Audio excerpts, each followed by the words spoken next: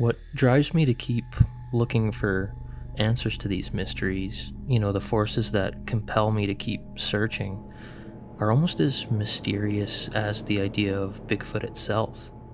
I've always been a very adventurous person and have had an adventurous spirit.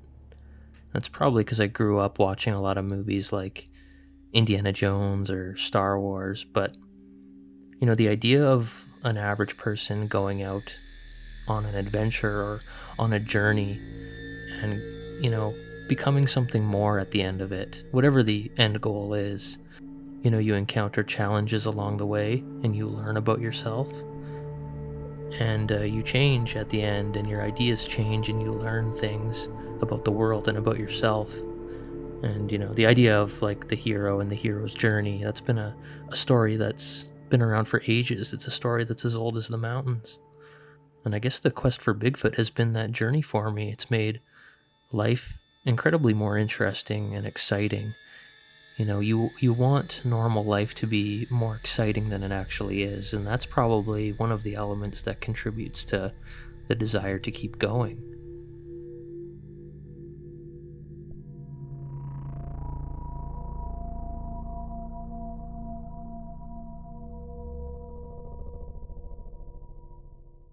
Hi guys, welcome back to the 401 Files. My name is Ben. If you are new to the channel, I create content here on the 401 Files with everything to do with Bigfoot, cryptids in general, extraterrestrials, UFOs, and even the paranormal. It's early morning.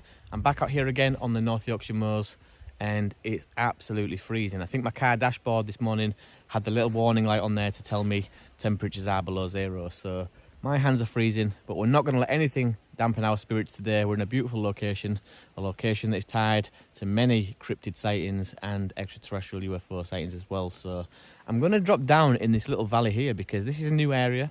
It's a new part of the moors that I haven't explored before. So we're going to drop down in there and see what that can cough up. Maybe get some nice drone footage as well. And yeah, kick back guys, grab yourself a coffee, subscribe if you haven't already, and give this one a thumbs up. Drop down in the comments box below as well, because it's always lovely to chat to you guys after posting these videos, see what you guys think and see what you've been up to as well. So until then guys, kick back, like I said, relax, and I'll catch you at the end.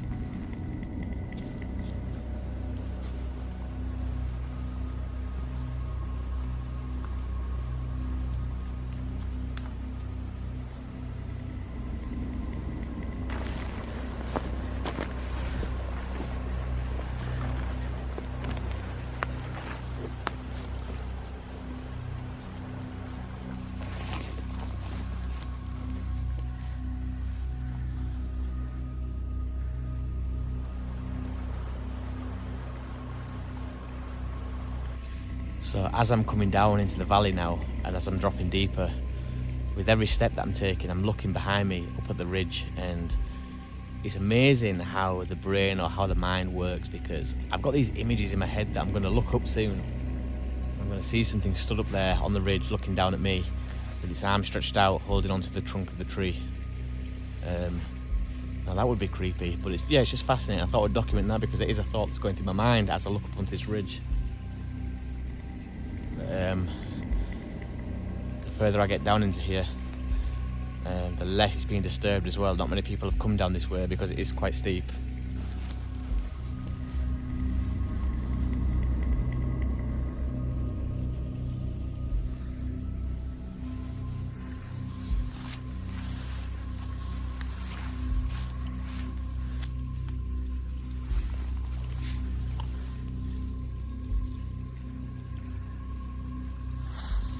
So it's not much of an opening down here. Like the valley floor itself is quite narrow, but it's got this little stream running right through the middle.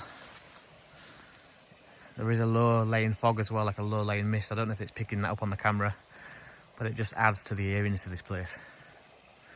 Like I said, I can hear the sound of running water, which sounds a lot faster coming up this way. So I'm going to investigate that. But what an absolutely amazing place.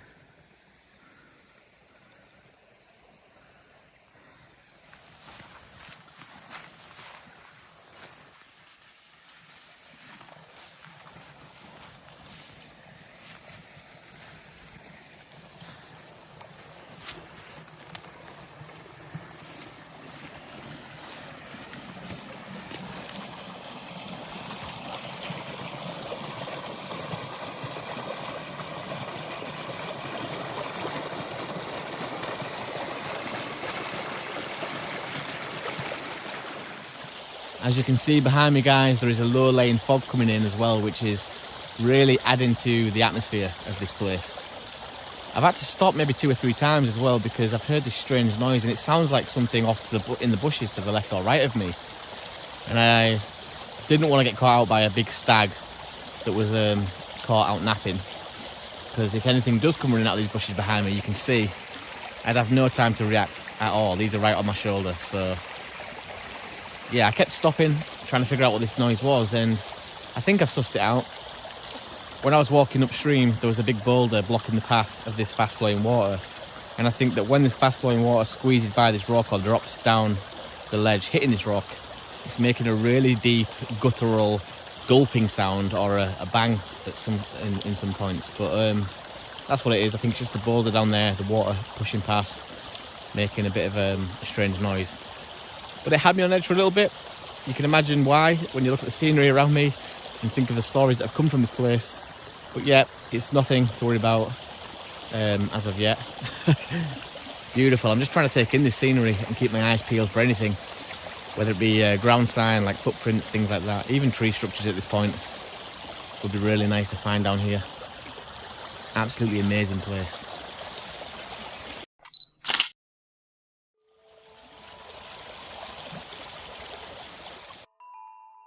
Whenever I'm out exploring, I like to document as much as possible, and that doesn't always just mean physical evidence or details of the surrounding area.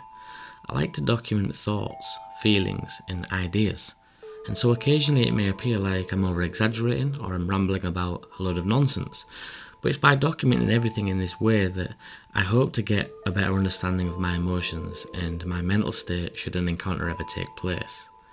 Not only can we learn so much from one's mental state during an encounter or a strange experience, but it may also give us some understanding into whether or not these certain emotions can actually increase our chances of having an encounter in the future, and I think that that's well worth something noting down.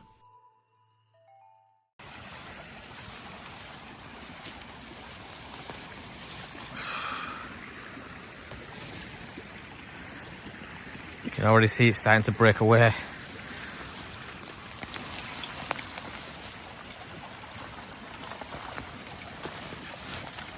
Wow, this is really hard going.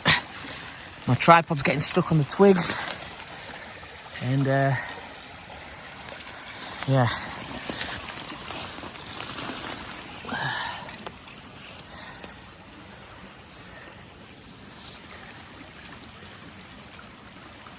I should maybe try and get across at this point.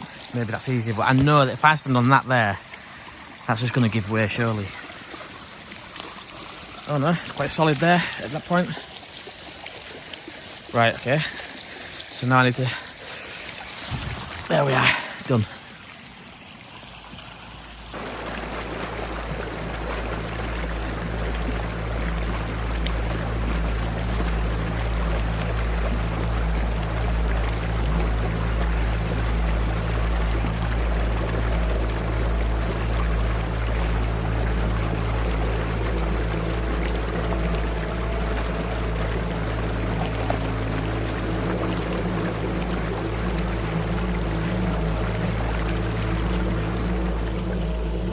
Across.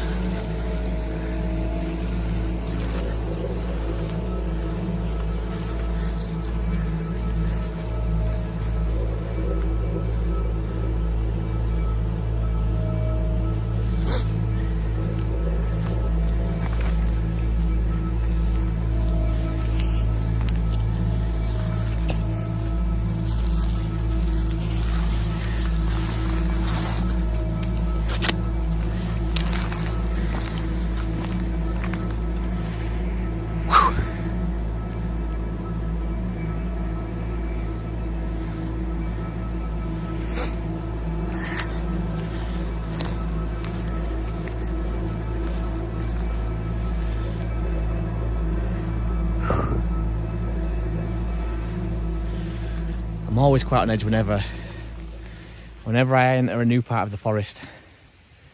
I'm always quite on edge, and I think that that's because I know that I'll probably be disturbing life or animals that hasn't been disturbed in a long while. They're not used to seeing people like me push through this way. And I think it puts me on edge because They're probably so lax around this area, the wildlife, because of that reason, that I could stumble upon them, maybe startle them, and yeah, that puts me on edge a little bit. Lots of strange noises going on though.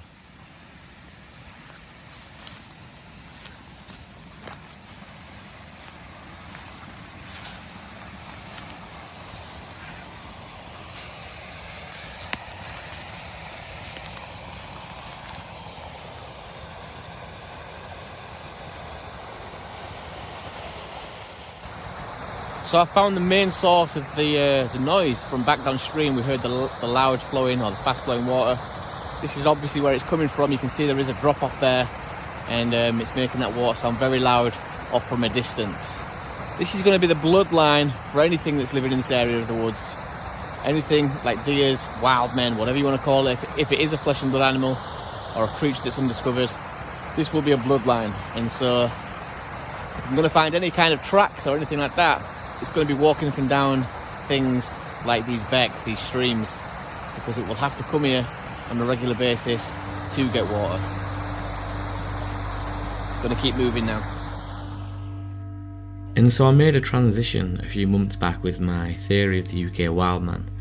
After spending a considerable amount of time out in these areas of high strangeness, I made up a personal opinion that this wildman or UK Bigfoot was likely more extraterrestrial in nature. Now, I'm not ruling out the possibility of this being a flesh and blood creature, and I'm certainly not saying that my theory is correct. But for me personally, the extraterrestrial theory holds the most weight, and I'm not sure if that's because my previous interest was already in the field of UFOs and ET, or if it's simply the most logical explanation for my brain to comprehend. But one thing I always try to be conscious of whenever I'm out in these areas and looking at something for the very first time, or looking at something that's maybe a bit strange, is I always try to eliminate the bias, and I try to look at things with a mutual mindset and with a very logical approach. Now, I'll be the first person to admit that whenever you're out in these areas, it's not always that simple, and after all, I'm only a human trying to understand potentially inhuman phenomena. There's a large stag or large print from a deer there. You can see it is relatively large actually. It's nearly the size of my palm. It's a big animal, is that. I have seen some very big deer around here actually. In fact, I showed you guys on one of my previous videos when it was rutting season. There was a really big stag there with 3 or 4 females, so yeah, very large animal that is.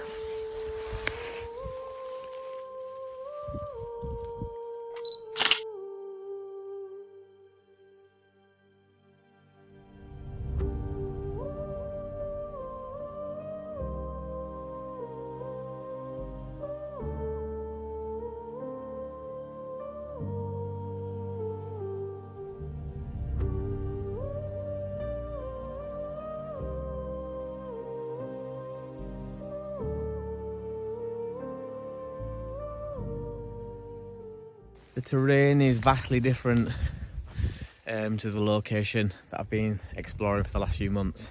It seems a bit more open at this point, which is good because hopefully we might get more out of our day, like more light will be able to come in.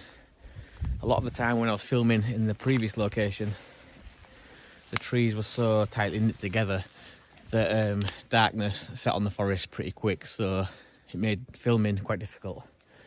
But we've got lots of bracken, lots of open areas. All we need to find now, like I said, is just this flat piece of ground to get this tent up. And in terms of tree structures, if you are one of these people that put some chips behind the theory of tree structures, this place is absolutely laden with the most bizarre looking tree formations and stick structures that I've seen. So looking promising if you are on that side of the fence and you do believe in that kind of thing. For me, I've never really had an opinion on that, but I have documented it wherever I go because I know that a lot of you guys do like to see those. So yeah, look, in terms of that, very, very interesting area. And yeah, lots of signs of wildlife as well, so.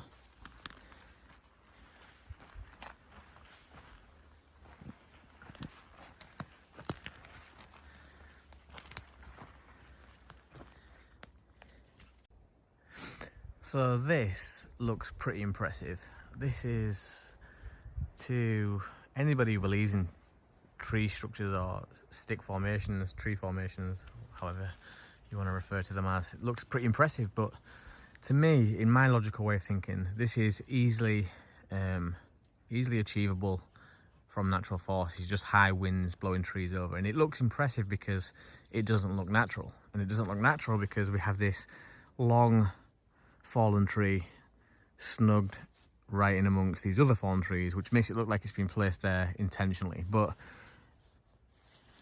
these trees here could have fallen in high winds, and then it just happens that this tree fell in the right direction and got lodged in and amongst these trees, which makes it look, like I said, unnatural. But to me, I think that that is natural. I think that that would be doable with heavy winds and the trees just falling in the right positions, in the right directions. But yeah, I can see why people do think. I mean, I have found tree structures, don't get me wrong, that I can't explain, like the bends in such a degree that it can't be just snow. And if it was snow, why none of the other trees around the area doing it? And there has been times when I found tree structures like this that have left me with many more questions. But for me, this one here, as impressive as it looks, has been created by natural forces. So, in my opinion, anyway, in my opinion. Somebody has been building giant wooden structures near popular hiking paths. News 13's Chris McKee is here to show us. Chris? Yeah, Dean, Santa Fe National Forest officials say crews have found a lot of these wood structures north of the city. They don't know who's building these or why. They say it needs to stop immediately.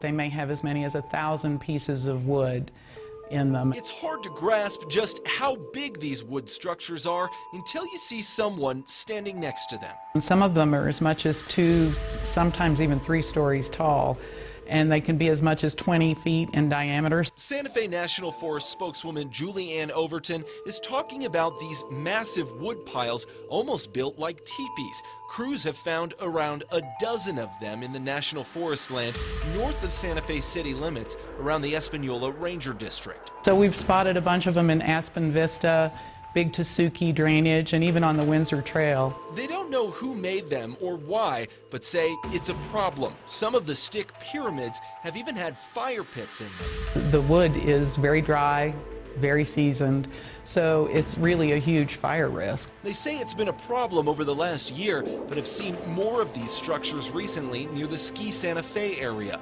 Some have been right along well-used trails. Crews are now working to dismantle the ones they find. They're also warning whoever's building them to stop. They could come crashing down, and again, the fire risk is extreme. Now, the Santa Fe National Forest says if you see one of these structures, give their office a call, or you can even post about it on their Facebook page. Try to take pictures, give crews a location of where you're seeing it. We're told so far no other national forests in the state have reported anything similar. Dean? One of the beautiful things about owning a drone, or specifically the DJI Mavic Mini, is that you can just put it in your pocket, and within a few minutes I can have this thing up in the air and give me a rough idea of which way I need to be moving, because you could spend forever and a day trying to find out where the thickest part of the forest is or where the forest starts to open up if you're doing it all by foot. As soon as you get that drone up in the air, it saves you a lot of time. So having a DJI Mavic Mini like that can fit in your pocket, get it up in the air in a matter of minutes, saves a hell of a lot of time.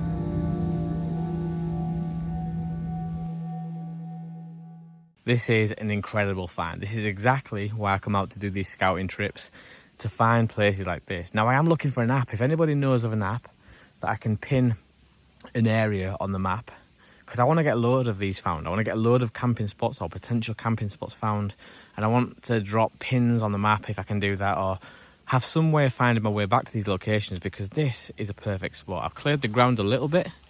It's as flat as I'm ever going to find in this area, and it might not look it on the camera, but this is in the middle of the North Yorkshire moors, and out here is open land. And yeah, I can easily get a tent in there. And just off here is this nice little stream. Absolutely amazing spot. But yeah, if anybody knows of an app or a way that I can mark these potential camp spots, so that I can find my way back to them more easily in the future, please do let me know, because it's always a problem when you find a great spot like this but can never find your way back. I was talking to my brother recently, and he's been enjoying the Missing 411 documentaries by David Paulides. I've seen lots of the Missing 411 documentaries, or I've heard lots of the stories from the books, etc. Always fascinated me about why people do go mysteriously missing under these bizarre circumstances in national parks. But an interesting fact is that the UK has one of the highest recorded numbers of this happening, believe it or not, for such a small little island. It's definitely in the top 3, I think, if not second, first, something like that, of missing people reports from national parks. So this was the case maybe 2 or 3 years ago. I'm not sure if it still is. You guys will have to correct me if I'm wrong, but I know that the UK is definitely up there in terms of these high numbers of missing people. Very interesting cases. I always like the ones where people describe this strange snapping sound, like as if some big trap went off, and then the next thing people know, one of the members of the party is missing. And that always intrigues me. That always fascinates me. What is this snapping sound that sounds like some kind of a giant trap? Is that what's taking these people? Are they being taken into some kind of a different dimension? Who knows? But yeah, Missing 411, David Paulides, very, very interesting cases. And I do think about the cases from time to time when I'm in these places. And again, one of the key factors of these people missing is that a lot of the time they're out with an animal, like a dog. They're out mushroom picking, things like that. And a lot of the times I seem to find myself in those exact, falling in that exact criteria. So yeah, I do think about it from time to time. I'd be lying if I said that I didn't. And it does put me off, it does freak me out, but it also intrigues me enough to want to get out here still and search for the answers. Fascinating. So just behind me, in this direction, I can hear the sounds of running water, and I believe that, I'm not sure if you guys can make this out, but there's like a ridge line just there, there, and the trees on the other side seem to climb, which indicates that drops off beyond that ridge point. And I can also hear fast flowing water, so I'm assuming there's some kind of a river or a beck that this little slope drops down to. So I'm going to go investigate that. It's always nice to camp next to some water, like a river or a beck, and it also makes a nice photo opportunity as well. So I'm going to go investigate the water and keep exploring. What an absolutely amazing and successful day I've had today. I mean, I came out with the sole purpose of finding a new camping spot, somewhere that I can throw down a tent for future wild camps on my journey in investigating the wildman here on the North Yorkshire moors, or these extraterrestrials type cryptids that are being seen, and UFO phenomena as well. It all happens here in the North Yorkshire moors, and it's where I spend a lot of my time. So today's main goal was to find a camp spot, a new location here, right in the heart of the North Yorkshire moors, that I can come and start phase 2 of these investigations. And so box 1 has been ticked. I found a really great camp spot, somewhere ideal for me to throw down my tent. It's right next to a beautiful little beck, and then literally less than 50 meters away from that camp spot, I stumble across this. I mean, it's been, in terms of a successful day, this is everything and more. The surrounding area looks a lot like what you would expect to find in places like Canada and the US, obviously on a much smaller scale, but the terrain is very, very similar. And a lot of reports, as I keep saying to you guys, of extraterrestrials, UFO sightings, weird craft and lights in the sky come from this very, very area. And it's so beautiful that even if you come away with nothing, you don't see any strange lights or any strange phenomena at all, what a beautiful place to say that you've spent the night. So I'm very, very happy about today, and I'm looking forward to many more videos coming from this exact location. There's a huge area here for me to explore and film, and for a film creator, for a content creator in fact, or somebody in general who just loves these subjects, to be in the heart of it all and surrounded by such potential is, for me, it's the Holy Grail.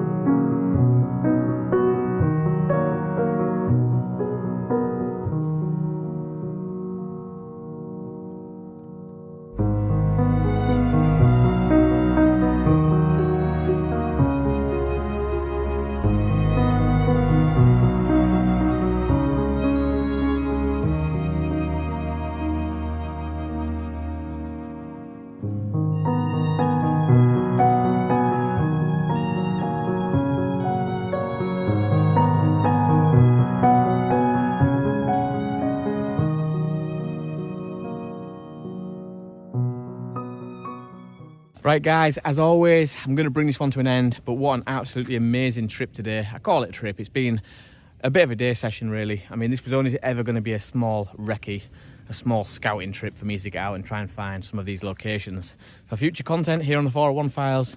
And what better place to do it than smack bang in the middle of the North Yorkshire Moors, a place that's got lots and lots of reports coming from this area of extraterrestrials, strange lights in the sky, you name it, it happens right here in the heart of the North Yorkshire Moors. And today, like I said, has been a great success because I feel like I've ticked those boxes. Not only did I find an amazing little camp spot that is well hidden away, I've also found that really scenic spot right by the river as well. So I'm counting today as a massive success. And hopefully I've burnt some of those lockdown calories off as well. I've done some serious walking. It's not been easy underfoot at times. But yeah, now I'm going to head back to the car. I've got a bit of a walk ahead of me and get back home, look through my footage and start planning for the next one, which will be a biggie. It's going to be a 3-day camp here in the North Yorkshire Moors again, and at the new location that I've just found for you guys. I'm going to explore it a bit more, but stay tuned for that because you guys are no doubt going to love that 3-day trip.